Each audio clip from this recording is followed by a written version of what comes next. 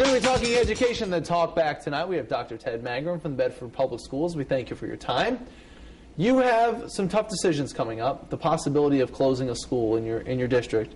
You have a meeting coming up. We'll talk about that in a little bit. Give us an idea financially where the school district sits at this point. Financially, we are forecasting that we're basically going to break even with our savings account, what's left in it. We call it the fund equity, that we will have like $50,000 left at the end of this year. Next year is a completely different story. The one-time monies we received from the federal government will stop, and we're forecasting about a $4.6 million deficit for next year. Okay, so one of the possibilities you're looking into is the school closing.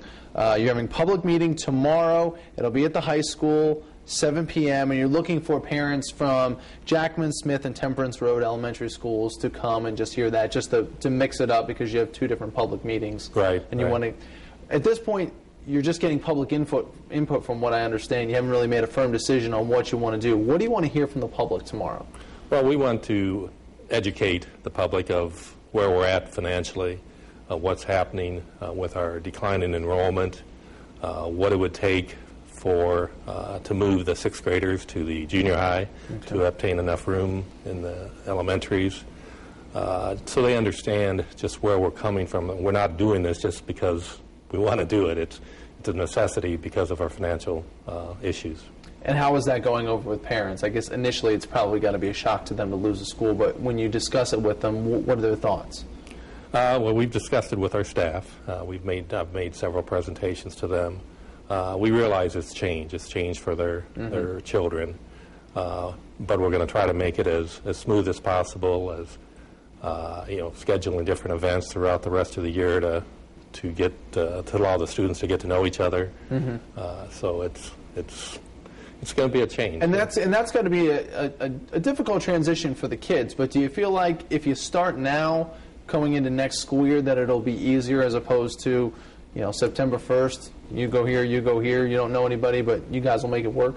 That's exactly why we're doing it as early as we are, in hopes to work out all the details, be able to tell parents what school their children will go to, if it's a change, so they can prepare it, can go visit, schedule a day for the students to come and visit the new school that they'd be going to.